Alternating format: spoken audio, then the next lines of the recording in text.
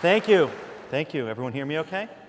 All right, good afternoon. Welcome, and again, thank you for the warm welcome that I've received. I've been spending time this afternoon meeting with students around the university, and I'm really amazed and impressed about how friendly everyone has been, how receptive people have been, and how interested people are in hearing what I have to say and talking about technology and talking about IP communications.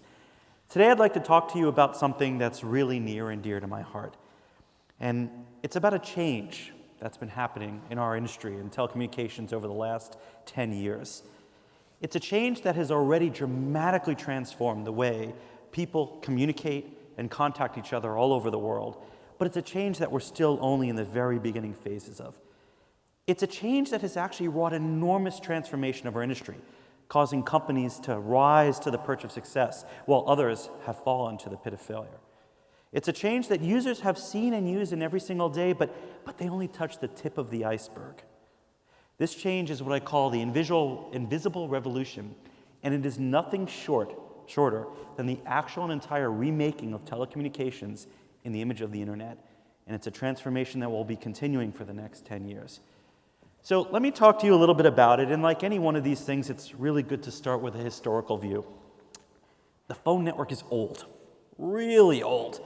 Alexander Graham Bell first started it off in 1876, it's a long time ago, with the very first patent in March of 1876 on the analog telephone. From there on in, telephony, analog telephony, just physical wires connecting users together, grew gradually. Small towns would build up connections among the houses and businesses in the town, and adjacent towns would realize that they could connect to each other also to create a global interconnection. Over a period of literally decades, the telephone network as we know it was born. And it became global and thus achieved the moniker the Public Switched Telephone Network, or PSTN, reaching worldwide reach across the world. And it was an analog system. You've all probably seen those old pictures of telephone operators sitting at their desks, literally plugging wires in and out of switchboards to connect users for connecting a phone call. And quite literally, there was a physical wire that connected one person, the caller, to the other person, the callee. Well, that technology, as you can imagine, only went so far. And with the invention of digital in the 1945 timeframe with the transistor and the entrance of the digital era in the 50s, telecommunications was ready for a change. And throughout the 1960s, the telephone network as we know it was changed. It was transformed from the inside out from traditional analog to digital. And as part of that transformation, it became a circuit-switched digital network, the first large-scale digital network actually ever produced. And it was based on this concept of circuit switching. And the basic idea was simple. Instead of having an actual physical wire that required to be physically connected from point A to point B, we could use a digital signal and send multiple phone calls over that same wire. And inside of a digital switch, instead of making a physical connection, we could switch the phone calls within the wire from one connection to another. And thus the connections became virtual or digital instead of actual physical plugs in and out of the switch. This advancement in circuit switching was way more efficient. Instead of a physical wire per conversation, we could share 20 or 30 conversations on the same physical wire and thus grow the scale of the telephone network. And this was the transformation that literally took decades from the 1960s on to convert the phone network from analog to digital. For the most part, the phone network is digital today, at least on the inside. It turns out there's one place left that's still good old analog. And if any of you still use a landline in your home, that's the last bit of analog vestige that remains of the telephone network. That twisted pair of wire that you plug in, that old princess phone, I know some of you still have them somewhere in here. You plug in that phone into that's the last remaining vestige of analog telephony. As soon as your call hits the first box on the other side of that wire, it's converted to digital throughout the rest of the telephone network. The telephone network, again, itself had dramatic change in the beginning of the 1980s with the invention of the mobile phone. I think this probably requires almost no explanation. There was a dramatic growth in mobile telephony with completely new technologies that really added new stuff to the side and the periphery of the PSTN. We gained new wireless base stations, mobile phones that began in analog and eventually converted to much more complicated digital, all ultimately connecting into this massive worldwide global public switch telephone network. And massive it is. There are billions upon billions of devices that sit on the public switch telephone network today. Mobile devices alone are expected to hit 4.5 billion mobiles by the end of this year. That's a lot of endpoints, and that's mobile alone. So it remains today the world's largest communications network. In some sense, the world's largest social network? Maybe, but it's large, and it's been around a very long time. What's fascinating about the telephone network is it was designed from the ground up to do one thing and to do one thing really well, and that's carry phone calls. And it turns out that carrying phone calls is pretty hard. And it took a lot of smart guys, a lot of time and energy to sort it out. And there's two fundamental problems that have made the design of the public telephone network such a big challenge. The first one is this somewhat archaic curve over here, which I'll explain to you in a moment. See, it turns out that humans are sensitive to a delay in conversation. If I'm speaking to someone and I take my voice and I delay that voice a little bit of time before the other person hears it, after a while the conversation starts to become difficult to have. So researchers back in the 60s, they did some experiments. They took people and they stuck them in two separate rooms, user one in one room and user two in another room, and they connected them with a phone. Between the phones was a device that would increase the delay between one person spoke and when the other person in the other room was able to hear it. And they asked the users at the end of the call, how useful was that conversation to you? And they rated the usability of the conversation based on how long the delay was between the one user and the next user. This dotted red curve, which we see over here, represents the results of that study. And the curve is really fascinating. What it shows is on the y-axis, the vertical axis here, is the usability of the conversation, from 0 at the bottom to 1, the best, at the top. The higher to the top, the more usable the conversation. The closer to the bottom, the less usable the conversation. The x-axis represents the time delay in hundreds of milliseconds. What's really fascinating about this curve is that up to around 100 milliseconds of delay between one talker and the other talker, things are pretty good. You can have a decent interactive conversation. As you start to topple over 100 milliseconds, this curve shoots down real fast. And by 250 milliseconds, you're having a really bad conversation. In fact, it's so bad at that point that adding more and more delay doesn't even make it worse. This conversation is so terrible that it's hardly even worth having. In fact, there's a decent chance that you may have experienced this phenomenon. If anyone has ever made an international phone call, you'll find that it often feels like this. And the way you can tell that this problem is happening is you feel like you're interrupting the other person all the time. They'll start to say something and then you speak and it feels like you're stepping on each other's toes. You'll say something and it feels like the person isn't responding fast enough. When that happens, you're in the red zone in the right of this graph over here.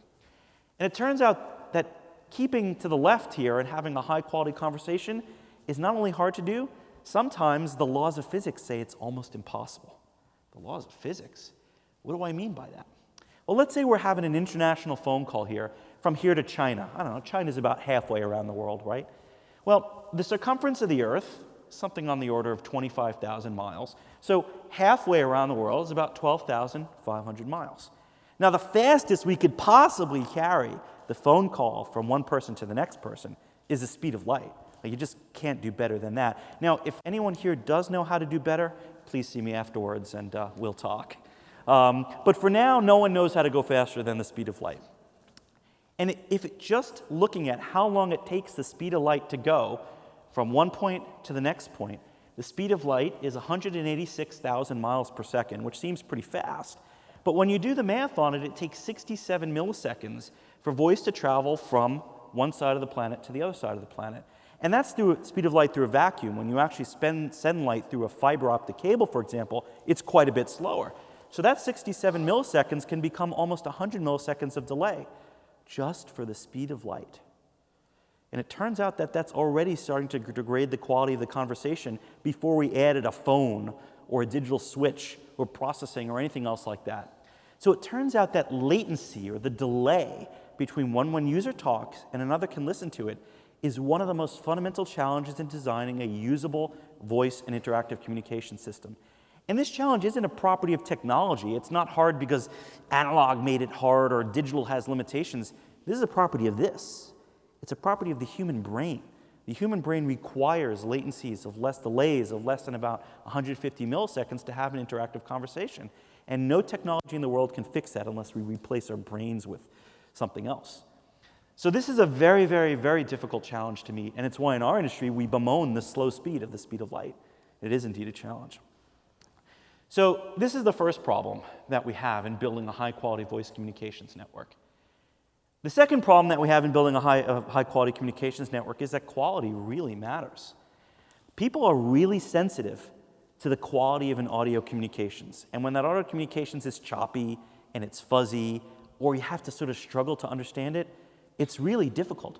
And studies have actually been shown that users really have to mentally struggle to listen when the quality of a call is bad and they get fatigued and they don't want to have the conversation. They'd rather hang up. They'd rather get on an airplane, actually, and go have a face-to-face meeting because it just feels so much more easy and natural. And certainly we've all experienced this. I have no doubt that many of you have been on a mobile cellular phone call that wasn't so good, and it's really frustrating. And users have an expectation, a need for high-quality communications, or the whole thing is not going to work. This need is so strong that experts, again, back in the 60s, as they converted the phone network to digital, created a scale to actually measure the quality of a phone call. And it's called the mean opinion score, or MOS score, of a call. And actually, it's another one of these interesting subjective experiments. They take two users, they put them in a room, and they place a call between them. And they ask the users to rate the quality of the call on a scale from 1 to 5, 1 being bad and 5 being really good. And they made measurements over and over and over again of different types of calls and assessed what is the minimum quality of a call that has to happen in order for users to feel that they can have a useful and engaging conversation that they'd pay for. And it turns out that they found that on a scale of 1 to 5, it needed to be a 4, which is pretty good. So the demands were very, very high on building an extremely high-quality, reliable communications network for delivering communications. And this turns out to be a pretty tough challenge to meet. So over the years, like I said, we had this circuit switch telephone network, and it was built from ground up to meet these really tough requirements. And then in the 90s, something really fascinating happened. Something new came along, and that thing was the internet. I'm sure we've all heard of that. And it has been an incredibly transformative technology that's already displaced the way we do many types of things. And it's important to understand that the internet is really dramatically different from the telephone network in many important ways. The first thing that's important to understand is that the internet is based on a fundamentally different technology.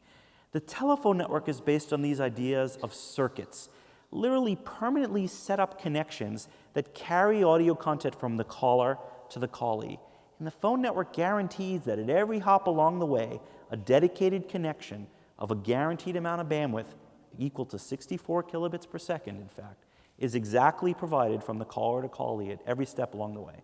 Whether you speak or not, whether you say something useful or not useful, there it is, a permanent 64 kilobit connection between you and the caller and the callee to carry your voice. The internet doesn't work like that. The best way to understand how the internet works is to think of the post office. Everyone knows how the post office works. If you want to communicate from one person to another person, you write a letter, you put it in an envelope, and that envelope has two pieces of information, the sender and the recipient, and you put it in the mailbox. And that piece of mail moves from place to place, from your mailbox to the local hub, to a central distribution site, going across country, to a local post office, finally showing up in the mailbox of the recipient.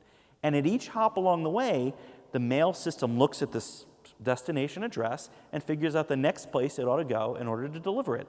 Every envelope that you send in the post office is delivered independently. Each one has enough information to deliver it from the sender to the recipient. Basically, that's exactly how the internet works. When you want to send a piece of information from one place on the internet to the next place on the internet, the information is broken up into packets.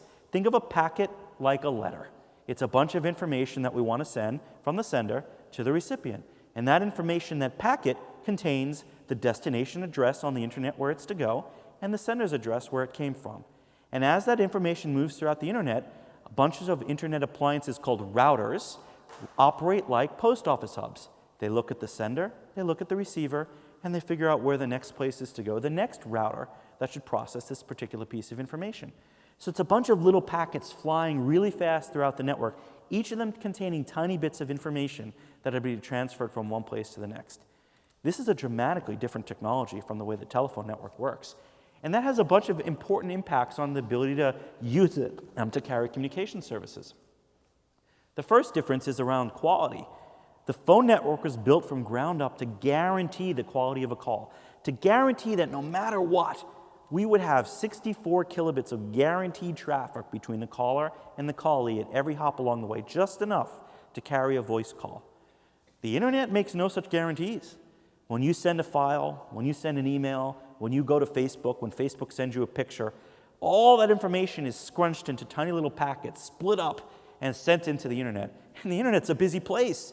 It gets a lot of traffic. And sometimes all that traffic comes into a single place, and there's simply not enough room to send it all in. More comes in than can go out. And when more comes in than can goes out, there's only one place for the difference to go, which is in the trash bin. And that's exactly what happens. The internet drops information all the time. When more comes in than can go out in any particular place, it's discarded in order to make room for the new stuff. And this produces loss on the internet. You want to know why when you go to Facebook, sometimes it takes a few moments to load and other times it happens right away? The reason is exactly this. Your traffic, your packets, and the packets from Facebook are all mixed and jumbled with everyone else's traffic from every other website, from every other application in the world, and stuff just got lost. So as a result, the internet is what we call a best effort network. Kind of like the post office. I mean, they like to think it's guaranteed, but let's be realistic, it's not. When you send a letter into the post office, it usually arrives. No real strong guarantees, and the internet's the same. It tries as hard as it can to deliver your packet for you, but if it can't do it, sorry, you're out of luck, you have to try again. So that's a completely different view. The next thing that's important as a difference between the phone network and the internet is its dependence on hardware, and this is going to become really central in understanding the transformation in telecommunications. The phone network is built from top to bottom as a combination of hardware and software meant to do one thing really well, deliver phone calls. It's not a separated system where you have one hardware on one side and software on another side. You can't run it on top of different underlying technologies. The phone network doesn't run on Wi-Fi. The phone network doesn't run on anything. It just runs on the phone network. It's all put together. The internet doesn't work that way. The guys who built the internet had a really brilliant idea. They recognized that the underlying physical hardware that would transfer these packets from point A to point B was going to be changing all the time. Today, when they built the network, it was going to be some slow, 50, 60 kilobit per second speeds using one particular type of technology, say a modem, but in a few years it would get better and better. So they designed the internet in a way that made it independent of the underlying hardware. The internet runs on Wi-Fi. The internet runs on cable modems. The internet runs on fiber optic cable. Any kind of underlying hardware can run the internet as long as it provides some way to move information from point A to point B. And this has created the central design concept of the internet called the Internet Protocol, or IP. And it is this fundamental idea that there's a middle layer of technology that abstracts the details away of the underlying physical hardware so that you could connect anything to the network and change it at any time without the rest of the network needing an upgrade. This has allowed the internet to be incredibly resilient, to grow from running on extremely slow dial-up lines to super fast gigabit per second switches and routers that now exist in the core of the internet, all with the same underlying IP technology that was invented almost 40 years ago. Perhaps the most important difference, however, is that the internet was designed to be programmable from day one. When the internet shipped, it also shipped with programming interfaces that people who had computers, they could actually access the services of the internet. You could send a packet. There was an interface that allowed you to write a program that said, send this piece of data to this address. And you could develop new software on top of that that allowed you to use that underlying delivery mechanism in whatever way you wanted. And the individual inventors of the internet, they did just that. They created things like email, file transfer, and eventually the web, all running on top of this basic underlying concept. The phone network, not so programmable. It does one thing and it does it well. It carries your phone calls. It wasn't meant to be programmed. This difference has been the reason for everything being the way it is. The internet has been an enormous influx of innovation and great ideas and fabulous applications because it was ultimately programmable, and the phone network was just never meant to do that. It just carries phone calls. So the internet was really different but not designed for phone calls. And a bunch of people then early on began to think about what difference this could make. Perhaps one of the most important guys who thought about this really hard is this fellow here. This is Vint Cerf. Vint Cerf is one of the inventors of the internet and a fabulously well-known guy. And here he's got a shirt on that says IP over everything, which is very funny. IP over everything, get it? So there's a little joke there. Bathroom humor is always useful. And he created this expression, IP on anything and anything on IP, to encapsulate this fundamental idea that the core internet technology could run on any type of hardware, and any kind of application could run on top of that core IP technology, and all of that can change over time. New applications, new hardware, yet all running on the same core concept of the internet. This quip, IP on everything and everything on IP, is funny but so true, and represents the central and most fundamental innovation that has made the internet what it is today. I must say I'm actually very proud I have one of these t-shirts, a gift from Vint Cerf himself to me, one of my prized possessions, and it is so important because it encapsulates exactly this, that the internet is great, and this is why. So what happened is a bunch of folks about 10, 15 years ago started to think about how we could do voice on the internet in a different way. Now, you got to remember that voice has really hard challenges, right? We need to keep this delay down.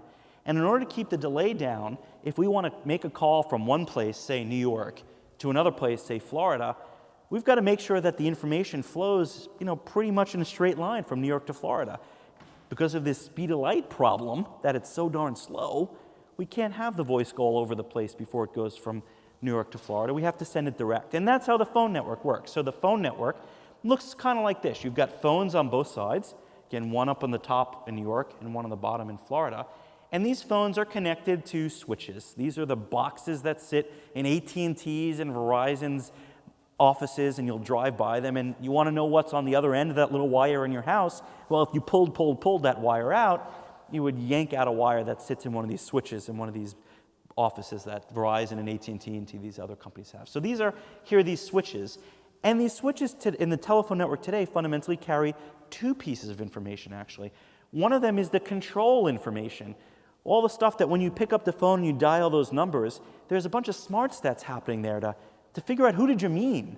When you dialed this area code, was that in New York? Was that in Florida? Was that in California? How do we connect the call from one point to another to set up this connection of links that guarantees the quality of the audio and the video? And this control stuff is run by really complicated software that sits inside of every one of these switches. Of course, the switches actually also switch the call, replacing those old analog telephone operators who connected the physical wires. These are digital switches that accomplish the same thing. The software replaces those operators, figuring out how to switch the call, and then we actually switch the call through these boxes as well. So control, information to set up the call, and the actual switching of the call itself. That's what these digital switches do. Now, the problem is that these things are really expensive. Really expensive, like millions and millions of dollars for each of these pieces of equipment. They're sold by big companies like Lucent and Ericsson, and these are not something you order off of Amazon, right? These are telephone network operators buy these things, they spend millions and millions of dollars, they're custom installed, custom optimized, custom tuned, and literally rolled in by a truck by the company that sells the thing. This is not an everyday piece of equipment, okay? The internet does things differently. So it is in the internet, we're going to replace these switches with something else, these internet routers. These are these boxes that switch these packets from one place to another, like the post office. And instead of having phones on each end, we can have the computers. And maybe we can do something similar. We can get this call going from New York to Florida to connect it, but now connect it over these routers. The problem is that these routers on the internet, they don't process calls, they just switch letters. Like, you ever notice the post office doesn't actually open your letter and read the contents of it. It doesn't know what you're doing.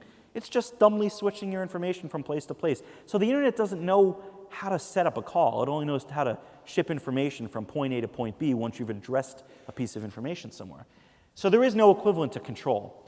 But we really like the idea of being able to send the audio content directly on the path from the caller to the callee, going through just the routers from one place to the next to minimize that delay. We don't want to have this information going all over the internet. We wanted to go through routers from Florida to New York just like this. But we don't have any control anymore, so what do? Well, the interesting idea with voice over IP is to make this a separate piece of software. Software is cheap. I can go hire a bunch of programmers, write some software, and I can put it on a server anywhere else, say Chicago in this picture. And what I can do is I can then connect the endpoints to that server for control purposes, yet have the audio go directly between the endpoints over the internet. And I'll show a better picture of this in a moment.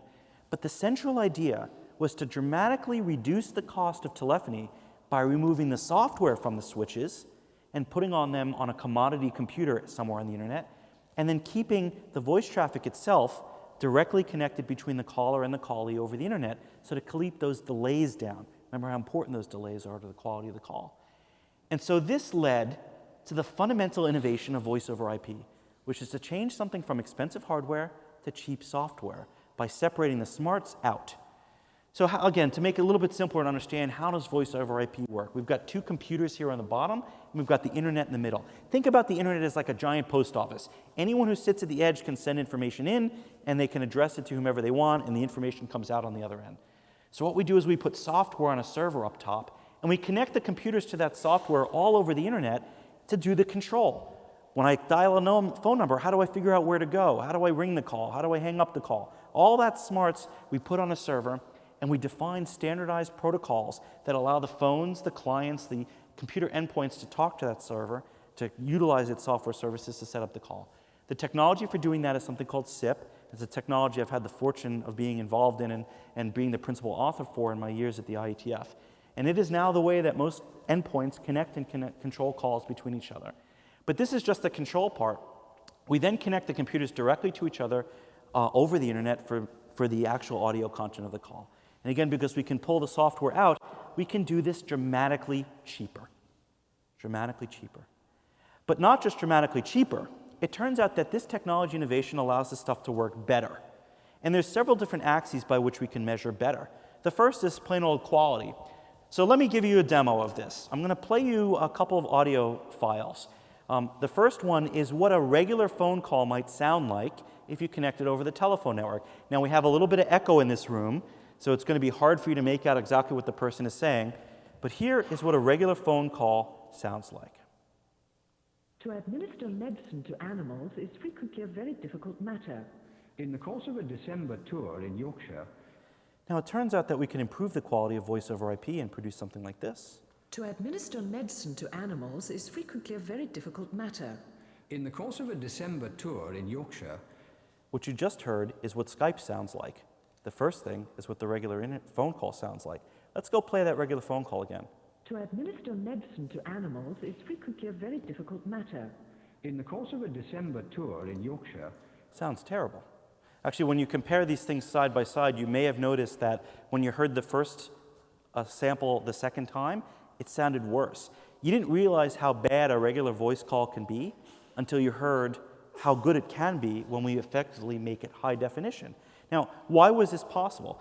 Now, remember, like I said, the main thing to understand about the phone network is it was built from ground up to do one thing and one thing well, that's carry phone calls. So in the process of converting the phone network from analog to digital, the engineers at the time had to figure out how much bandwidth to allocate for a phone call when they converted it from analog to digital. Well, again, they took a bunch of scientists and they locked them in a room and they asked them to do some studies to figure out how much frequency range do we need to include in this phone call in order to make it an intelligible phone call. And these guys did a bunch of experiments, and over time they found out that even though the human ear can hear between 20 hertz and 20 kilohertz, most speech content is actually just within 4 kilohertz, from 20 hertz to 4 kilohertz, a much smaller range. So we don't have to send the whole dynamic range of the human ear. We can save bandwidth by cutting most of the top stuff off and sending just the stuff that matters as 4 kilohertz. Turns out that that choice, the selection of 4 kilohertz, is what led to the usage of 64 kilobits per second as the universal bandwidth in the telephone network, because you require 64 kilobits per second to send 4 kilohertz of audio content. Now, it turns out that even though most intelligible audio is under 4 kilohertz, well, you can imagine there's still quite a lot of content in the upper ranges of the frequency spectrum. And what you just heard is exactly that difference. The first sound sample, which I'll play again for you in a moment, is sound quality limited to 4 kilohertz, and the second one is what happens when we include everything all the way up to 12 kilohertz. So let me play it again for you. This is the telephone network, 4 kilohertz only. To administer medicine to animals is frequently a very difficult matter. In the course of a December tour in Yorkshire. Now all the way up to 12 kilohertz. To administer medicine to animals is frequently a very difficult matter. In the course of a December tour in Yorkshire. I don't know about you, but I find the difference dramatic. So voice over IP enables us to have higher quality calls, literally. Voice over IP also allows us to do innovative new technologies. Because the internet wasn't built from ground up to do one thing and one thing only, we could actually add new stuff by upgrading the software in the endpoints or upgrading the software on that server. And this has been the cause of many of the innovations that have been at the root of voice over IP. Video calling, for example, which is one of the things Skype is known for, is only possible over the internet and not on the phone network, because the phone network can only do one thing, and that's place phone calls. We can have group video calls. We can have rich texting, chat, emoticons, embedded images that augment voice and video calls. We can build large multi-room telepresence systems that give you a feeling of being just there. All of these innovations possible because of carrying voice over the internet. These things caused a dramatic disruption throughout the industry. The first thing to change was business telephone systems. Now, the interesting thing about businesses, companies, including universities like Elon, is for a long time they had 2 networks in every site. If they had 4 different sites here, like you see here, they had a voice system in each site for carrying the phone calls, and they had a data system in each site for carrying the network traffic. And there were literally separate wires in every room, one for the phone and one for the computer that you would plug in. And they had separate boxes in the closet, one for voice and one for data. And those voice boxes, they were really expensive. You'd have to put one in every single office that you had. You had to interconnect those things through the carrier. If you wanted to make a change, if someone changed offices, it was a huge, complicated ordeal as you switched the user's phone from one wire to the next wire. This fundamental idea of putting those voice calls over a common data network and extracting the software into a different place allowed for a complete reinvention of enterprise and business communications. We could basically erase the voice line and just use that one data network for all of our data traffic and for all of our voice communications as well. This meant a company only needed to have one set of wires in the walls and not 2. It needed one box for handling all their communications in the closet, the data switch, instead of 2. More importantly, they could take all the complicated management and provisioning and control, and instead of having one in every single office, they could take that software, which was complicated, and put it in one place, say London in this picture, and manage it centrally for all of the sites all over the world. And that's because that server only handled the control, not the audio, so we could put it wherever we wanted without an impact on the quality of the call. Well, this changed completely and dramatically altered the landscape for business communications. There were a bunch of incumbents in this space, companies like Avaya, Siemens, and Nortel Networks that made telephone systems the old-fashioned way, circuit switch communications. This transition to IP and voice over IP created new challengers that were able to enter the market. Companies like Cisco, which is in fact deployed here at Elon, all based on voice over IP. Cisco is a company that didn't even exist in the voice communication space, and entered the market with an IP-based product, shortly followed by Microsoft. These 2 on the right have completely dominated the playing field. The guys on the left, well, Nortel Networks is now out of business. Avaya was almost bankrupt before it got sold to private equity firms for a turnaround, and Siemens has all but exited this market, ceding the entire thing to IP-based communications services. Today, well more than 50% of all new sales into businesses are voice over IP and IP-based communications, because IP changed everything about the cost basis for providing this technology. Now, perhaps the most interesting thing was that IP enabled a new type of communication service provider to enter the mix. Companies like Skype, known as application service providers that didn't own wires in your house like Verizon did, but they could write some software and stick it on a server, or they could write some software for your computer and connect them all together and introduce voice over IP services. Well, companies like Skype have been tremendously successful in doing this. We have here, impossible to read, I think, from where you're sitting, and hopefully you'll be able to get a copy of the deck if you're interested, a little infographic that charts out some of the success of Skype. Skype was founded in 2003 by a couple guys, and by 2011 was sold to Microsoft for $8.5 billion. Perhaps most interesting about Skype are some of the statistics about how well it's done as an application communications provider using voice over IP. There are 40 million users now online at any given time at peak times. And we have 200 million users that actively use the service in any given month. 200 million. That's almost the population of the United States of America. That's a huge number of users utilizing this service. We're on tens of millions of televisions, and in 2011 we did 300 billion minutes of communications for voice and video calls. Now, perhaps most startling, however, are these statistics. If you added up all of the international calling that happens on any technology, regular landline phones, mobile phones, Skype, our competitors, anytime there's a call from one country to another country, add up all of those minutes that happen worldwide in 2011. How much of those minutes were on Skype? 25%. 1/4 of the entire worldwide international calling is now running just on Skype, running over voice over IP. Perhaps also staggering is this. Skype, as most folks know, does video. It's a relatively new feature, having been around maybe 3 or 4 years.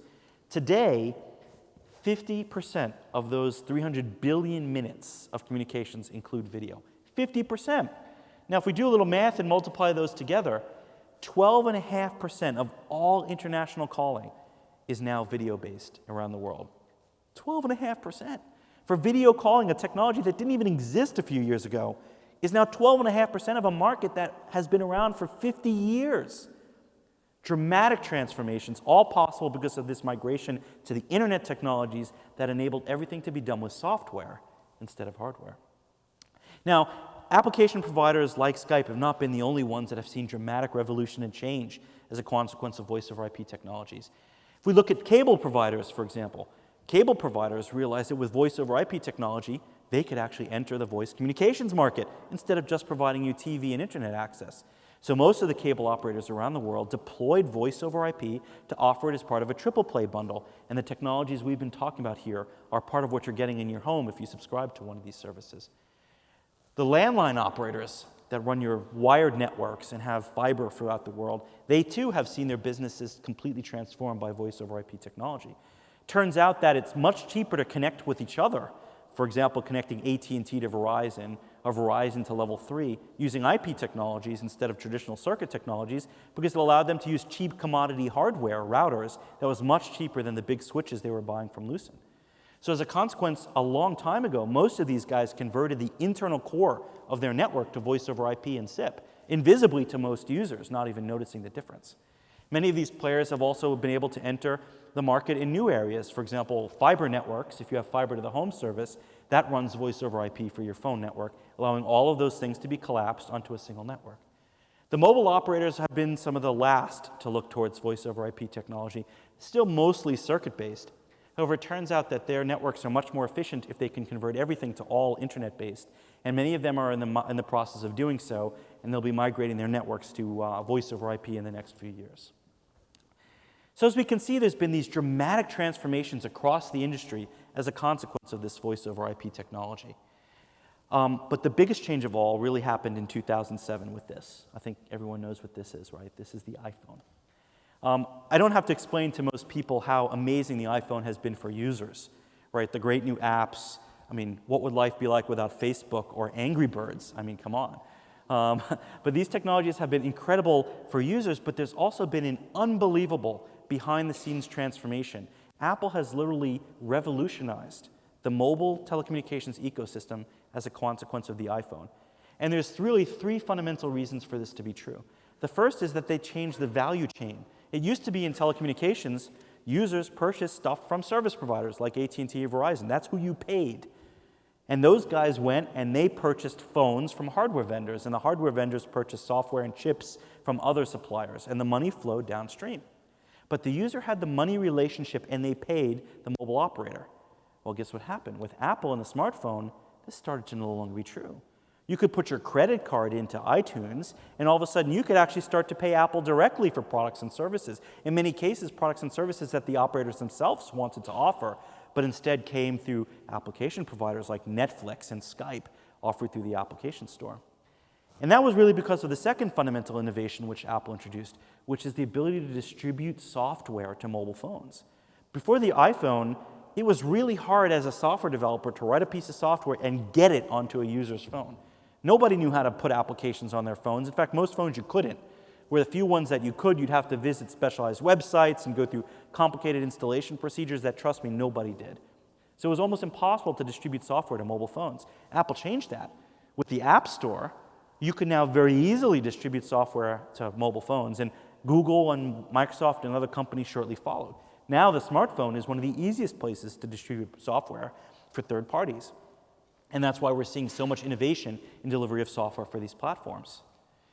The third thing that Apple fundamentally changed is to change the notion of who the brand leader was when you purchase your telecommunications service. These days, if you want a phone, you don't want a Verizon phone, you want an iPhone that's on the Verizon network. You don't want an AT&T phone, you want an Android phone that runs on the AT&T network. The user's relationship is with the brand, and the software that runs on that phone provides a lot of the services that users are used to, not the mobile operator. Do you get your music service from AT&T or Verizon? No, you get it from iTunes or Google Music. That's the software on the phone provided by a totally different set of players. So Apple completely transformed this marketplace. But most importantly for our industry, it finally made the smartphone, the mobile phone, a viable place for voice over internet, voice over IP communications to happen also. The transformation is just really unbelievable that Apple wrought. Here's one of my favorite slides to show this. What we see on the vertical axis is 0% to 100% represent the distribution of profits amongst the makers of phones. And what we see here is that in 2007, the largest bulk of the profits went to Nokia. That commanded a little over 60% of the total global profits in mobile phone sales. You'll see Apple was almost non-existent on this chart. In the 4 short years that have taken place since then, the profits have completely shifted. Nokia, which used to make 60% of the profits, makes almost nothing. Apple has eaten all of the profits in the mobile device industry, now commanding over 70% share of the total profits, sending companies like RIM and HTC almost to the end of their life. Unbelievable, the transformation that this company has had on the industry. But again, most importantly for voice over internet communication, it has enabled us a vehicle for delivering new software. Smartphones are finally ready to do stuff. They have fast enough processors. There's a way to distribute software to them. They have nice big screens that are good for stuff like video. They have data connectivity, Wi-Fi connectivity, access to the cellular data network. They have a front-facing camera. All the ingredients finally there for doing IP communications on its last final frontier, the mobile phone. And this indeed is sort of a lead into what comes next. We are in the middle of an incredible transformation of the technology industry as a whole, with several major trends that are changing the way we communicate. The first change is around the computing ecosystem. It used to be there was one thing for compute. It was called the computer. It was a big box that was usually beige, and it sat underneath your desk. Well, those days are long gone. Today, almost anything has become a compute device. Obviously, we've got mobile phones, we've got tablet computers, but we're increasingly seeing even everyday devices embedded with internet and IP connectivity, allowing them to join the compute ecosystem. And all of your services and all of these devices will work cooperatively together to not only offer rich data services, but rich communication services too. In the not too distant future, your phone calls will easily move between your phone, your tablet, your television, all seamlessly, fluidly like water without even having to think about it. Any device that you use will interact with all the other devices to easily provide rich and powerful communication services. Another trend we're seeing is the explosion of data. More and more, as we're able to have massively big databases with huge hard drives, the system, the network, knows tons of information about what users are doing across all these different services. This is allowing us to design better and more exciting services for end users that are customized and tailored to whatever users needs. And communications will be the same. New types of communication services, ones that are data intensive, like speech recognition and translation systems, will join communications to become built into the way you use your phone. Perhaps the most biggest trend on this chart is the move towards the cloud. What does that mean? That means compute infrastructure, processing, and disk storage. Instead of being something that you had to physically buy, you can now lease like you would lease electricity or oil. It's a commodity utility that now has a whole bunch of new service providers like Amazon, in fact, and Microsoft offering compute as a service that you can lease by the hour. And this, in turn, has dramatically reduced the costs and the time to market for delivering new and exciting services. Why is it you have all these massive mobile phone providers that offer great applications like Draw Something, right? It's because these guys are able to leverage this cloud compute infrastructure to almost overnight create new services and grow them to tremendous numbers of users easily. We're seeing a growth in displays with the invention of multi-touch, thin screens. As we go forward in time, everything that you can interact with will have a display on it. And you'll just expect anything you interact with for it to be there. And it will be pervasive, it will be cheap, and you won't even notice. Social computing, I don't have to explain this. I'm sure most folks are well familiar with Facebook and Twitter and the impact these things have had. Those changes will only continue. Social will become an integrated fabric of almost every single way we utilize the internet. It'll become built into communications. Instead of just being a destination site that you visit, social will simply be a part of every single application that you use. We're seeing a growth and trend towards ubiquitous connectivity. Anywhere you go, there'll be internet access provided one way or another, and it will just work. You won't have to think about it. You won't have to enter in codes or visit websites to put in credit cards. Connectivity will be everywhere, and it will be invisible. Perhaps the most transformative change has been the trend towards natural user interfaces.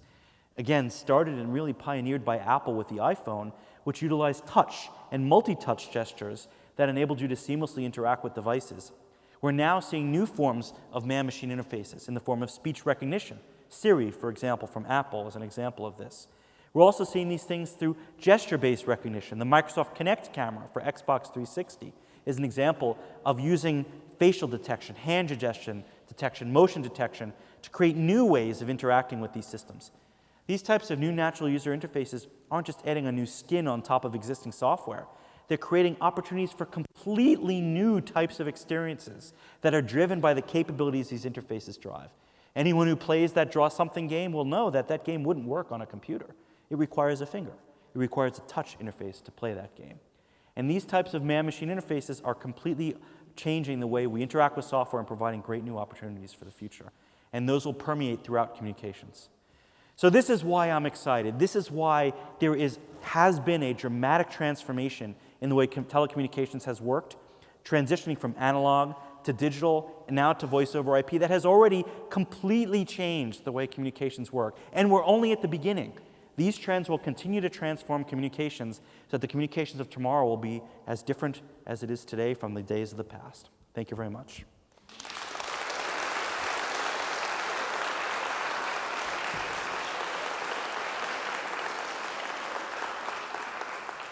So we have about 15 minutes for Q&A, so we're a pretty small crowd, so we can keep it informal. I see we've got a mic on the side, but we're a pretty small room, so I can probably hear it. I'll repeat questions anyway. If you have questions on anything I've said, or at Skype, or Microsoft, or any other trends in the industry you'd like to talk about, raise the hand and let's talk for 15 minutes. Questions? Yes? What do you think the future of natural user interfaces? I mean, carry it, 20, 30 years. Yeah, okay. So the question is, what do I think is the future of natural user interfaces if I carry it or 20 or 30 years? Frankly, I hate making predictions that are 20 or 30 years out, because 20 or 30 years ago, if we thought we'd actually all be walking around with iPads, you'd say that's a joke, right? That's only on TV. So it's kind of hard to say. Some things are really clear. Gesture-based recognition is going to work, and it'll take some time to mature. The technology is still in its infancy. But you're going to see cameras and inputs pervasive across the place that make it very easy for you to have gesture-based interaction, and everything is going to be touch. This is obvious. It's already the trend. If anyone is familiar with the next version of Windows, Windows 8, for example, is designed as a touch-first user interface, with mouse being the secondary input option for the operating system. So we're moving wholly to touch, and everything will be touch-based for sure, combined with gestures and more speech recognition. Beyond that, are we going to have things plugged into the back of our heads, or are we going to have virtual augmented reality displays? I think that's a little hard to say. You're talking about the projection glasses from Google. Yeah, I do think we'll see that stuff too. Augmented reality is another area that I think is finally getting ready for prime time. I think it probably has a little more time to bake, but we'll probably get there with those things. So again, that's why it's so exciting. All these incredible new technologies are still yet to come, and they'll transform everything, including communications. Yes? You were talking about the cloud computing, and I was wondering, do you think that we're moving away from completely not having to have USBs and external hard drives? Are we really capable of handling that much information virtually? Yeah, so the question is, I talked about cloud computing. Are we moving away from actually having local USB drives or local disks on our hard drives, moving to a completely storage-free system? You know, I'm not sure the answer to that is yes. And the reason is that there's still a need for local access for speed purposes. It's very difficult to get everything over the public internet. So this technology that seems to be really emerging is this idea of synchronization, where you have the cloud where everything always is, and then your device seamlessly synchronizes locally to store just what it needs. But that local storage is actually essential for quick interaction and interactiveness of the application. As you probably know, Google has been promoting this idea of Google Chrome as an operating system, which is in fact meant to be completely storage-free. And I think it's not really ready yet. I think as time progresses and as we're able to get faster networks and distribute content closer and closer to users, that time might come, but I think that's still many years off, actually. So I think we'll need local storage for quite a while still. Next question, yes?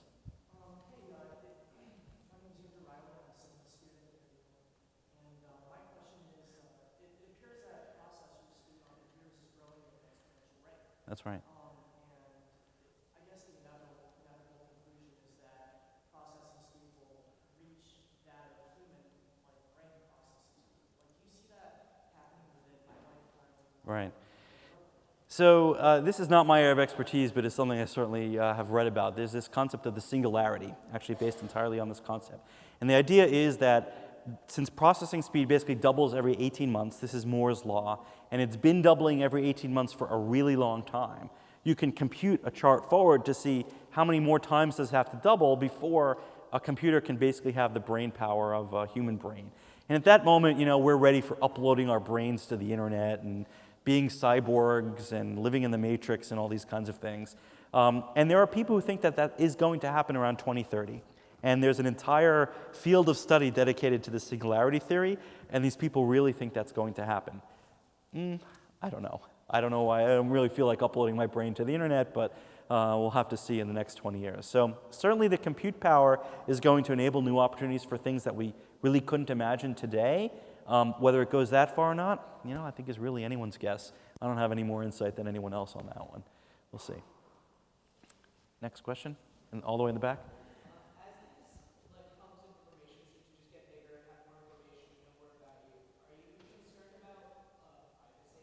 Right. So the question is, as these systems have more and more information about you, are you concerned about privacy? Absolutely. And I think a lot of the people who are holders of this data care about your privacy also. But what's happening, and this is really interesting, is we're really just seeing a shift in users' willingness to trade off privacy for increases in other areas. So let's face it, if you paste something on a Facebook wall, you're just fundamentally giving up a certain amount of privacy when you do that. You're opening that up to a bunch of different friends to see. But users are increasingly deciding that the utility of these things, the ability to communicate quickly with a large number of people in new ways, is worth a little bit of loss of privacy. And so I think we're seeing a generational trend that the new set of users, especially folks like your age, will be a lot more tolerant of some amount of loss of privacy in exchange for other things they get in return. And we will, over the next few years, continue to see companies, Facebook in particular, but everyone else, push the envelope of privacy to see where that line is between utility and privacy, and it will simply change. And again, video calling is a great example of this. At Skype, we do video calling for everything. Most of my calls are video calling based. And I remember a few years ago when people started this, you didn't do a video call unless everything was all worked out. You had your clothes on, you had your makeup done, you had the right suit on, the background was clean. Well, these days I have video calls with people and they're holding their baby, or they clearly just got out of the shower and they're wearing an undershirt, or they haven't shaved that morning. And you know what? Who cares? And frankly, my experience is that in a business setting at Skype, most folks just simply don't care anymore about those things because we all do them. And, so the line even on video calling has changed, where people are more and more willing to have a video calling scenario when they maybe weren't willing to have that video calling scenario before. So the lines always shift, and we're in a pendulum swing the other way. At some point, it will probably go too far, and it'll start to swing back the other way, but we're not there yet. I think we'll see continuing pushing of the envelope on privacy for many years to come. More questions? Yes? Given the recent trends of government influence on telecommunications with SOPA and ACTA and other treaties like that, what do you think that it will have on the effect of growth of transcommunications? Right. This is a really great question, actually, and a lot to be said. So to repeat the question, what do I think the recent government-related activities, things like SOPA and ACTA, are going to have on the future of telecommunications? So actually, it's an area that's an incredibly tense situation, and it's a tension that's only going to increase. And it's not even limited to things like SOPA and ACTA, which are really about anti-piracy, but really about fundamental control and access to the network itself. One of the issues that's been particularly interesting to Skype is the topic of net neutrality. And this is another government issue that's really around the question of whether or not the operators, your access provider, your Comcast or your Verizon, can treat certain traffic on the network with higher priority than other traffic. For example, if you have Skype service running over an operator, should the operator be allowed to prefer its own communication service alternative over Skype and even perhaps degrade the service quality of Skype over time? So these things ultimately are about economics, right? And SOAP and ACT is also about economics. That bill and those issues are about the ownership of content versus the people who want to distribute the content and their competing business models. Net neutrality issues are ultimately about a tension between the operators and the access providers who make their money on content and access, and the application service providers who make money on services riding on top of that access. And so ultimately this battle comes down to who wins in the marketplace with these things. So ultimately the ones who have the greatest strength in the marketplace and the greater user demand will be the ones that are ultimately able to drive the agenda of the legislators that support their needs. So it's going to be a very complicated, very tense dance as we see the economics and the marketplace shift over time. I'm personally very hopeful that, especially on the issue of net neutrality, application providers like Skype will be able to have and continue to have unfettered access to the access network so that we continue to provide services for our users. And the reason is really simple at the core. Users love Skype. Users love Facebook. Users love all these application services that they want and they need. And the telcos and the operators and the legislatures are going to have to respond to what those users want. Great question. Any other questions? I think we have a few more minutes still. Yep. Yes? I love Skype because it has allowed me to see my niece grow. She's 3 years old and I talk to her every week and she uses Skype on her own without her parents and she's 3. And you allowed me to do this for free. Yep. So how do you make your money? So the question is Skype has been great. It's allowed you to communicate with your niece far away and we provide great video calls. How do we make money? So I get this question all the time. It's actually one of the top questions that anyone asks about Skype. And Skype follows a business model that's actually very common on the internet known as the freemium business model. And the idea with the freemium model is you give away software for free to do a certain amount of functionality to attract users to your service. And then once you get them hooked on the service, you offer them paid products that allow them to do more. Skype is actually cited as one of the most successful examples of a freemium business model. The way we make money is you like calling your niece far away when they're in front of the computer. Wouldn't you like to call her when she's not in front of the computer? You can call a regular mobile phone or a landline at very cheap rates. So we have some of the cheapest calling patterns out there. So people call internationally on regular landlines and mobiles, and for that they pay us. We have a bunch of other paid services, but that's really the main one to think about. And we're really cheap, just a few cents a minute for calling a bunch of different countries, and a small fraction of our users actually pay us for that service. Now you might say to yourself, how on earth could that all possibly add up? You know, a few pennies and nickels and dimes here and there for a small percentage of your user base? Well. When you have 200 million active users, it doesn't take a big percentage to generate a lot of users who are paying you money. And it all adds up. So Skype's revenue from this calling service is roughly on or about $1 billion a year.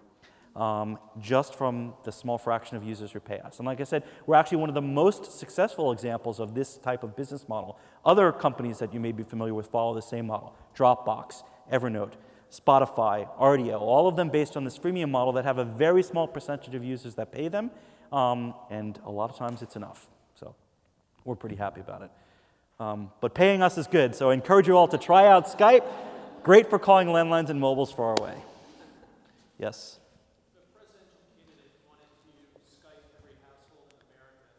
Really? Wow, he wants to Skype every household in America, like one at a time, you mean? One giant video call. So we're not a broadcast network. It's not how our stuff works. There's this other thing that, the TV, right? That's what that usually is good for that. So yeah, that's not our bread and butter. We're really about small group communications, intimate conversations with people you love and care about. So we don't do massive group conferences. We have a group calling feature, for example. Our most common group size is unsurprisingly 3. It's used most often on Sundays for families to get together and communicate with each other. That's the stuff that's at the essence and core in Skype.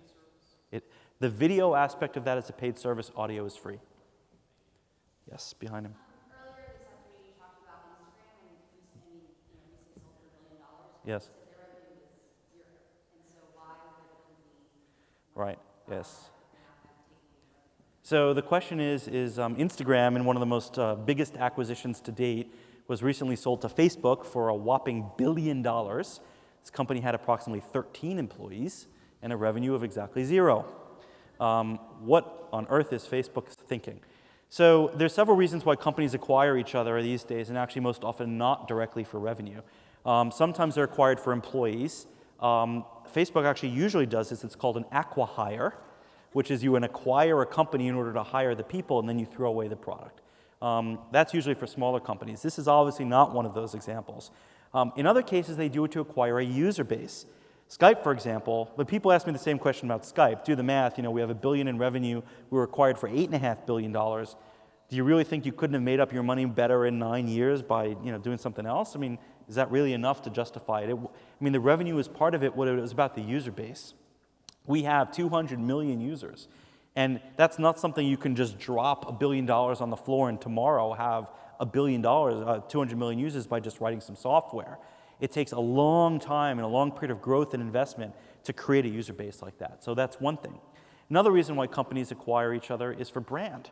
And again, this is part of why Skype was acquired by Microsoft. Microsoft realized that services, communication services that users love, are an integral part of delivering software for those users, right? And so they needed communication services brand that users loved that they could integrate across their product portfolio. And thus they bought Skype partly for the brand.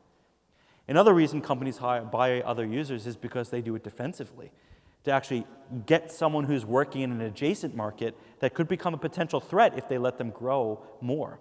It's rumored that this was the principal reason why Facebook bought Instagram. Instagram was focused on mobile, 100% mobile. They had no desktop or web client whatsoever. Facebook is new in the mobile space. While they're doing well, it's still a relatively new area for them.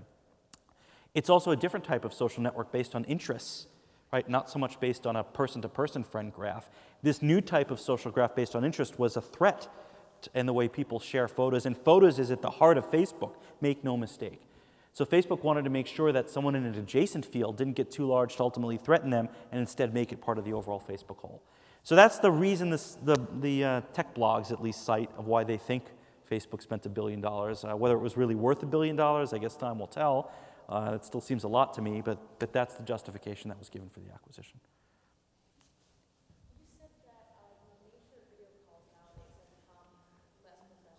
But do you think that the generation going into the workforce now are going to have a different way of communicating with each other now, like face-to-face, now that telecommunications has so largely transformed? Yeah, so the question is do the people entering the workforce now, are they going to have different ways of working with each other that are less formal, more based on modern techniques like social networking and tweeting and texting? And the answer is absolutely. Another huge trend in general is what's called the consumerization of IT. And that means that it used to be in the past that you'd go to work and you'd get a different set of technology you'd use at work, and then you'd drive home and you'd have things at home and they were unrelated to each other. You had a phone at work and it wasn't your phone at home. You had a computer at work and it wasn't your computer at home. And there were different people who played in those markets, and all that is completely not true anymore. Now when you go to the office, people expect to be able to use the same tools that they use at home. I don't know about you, but I've been using my mobile phone as my primary business device for a very long time. I don't expect to get a new one when I go to the office. I expect to use the same services, right? If I'm using Gmail at home, I probably want to use it at work. If I'm using Skype at home with my family, I probably have some coworkers on it. I go to work and I want to Skype with them too. So what we're seeing is this massive influx of consumer technology carried by the users into the office completely changed the way that IT has worked. And this is a trend that is transforming not just the players in this space, allowing newcomers like Google, for example, to offer office productivity software to enterprises, but it's also changing the types of tools the users expect to use. To your point exactly, it means that more and more people are looking to provide social networking applications that work well in the enterprise. There's a broad interest in doing more and more texting at the enterprise, and that's what people are doing because that's what they're used to doing at home. So absolutely a trend we're seeing continue. So I think we're out of time. We're out of time. So I thank you very much all for your time, and I appreciate the very warm welcome. Thank you very much.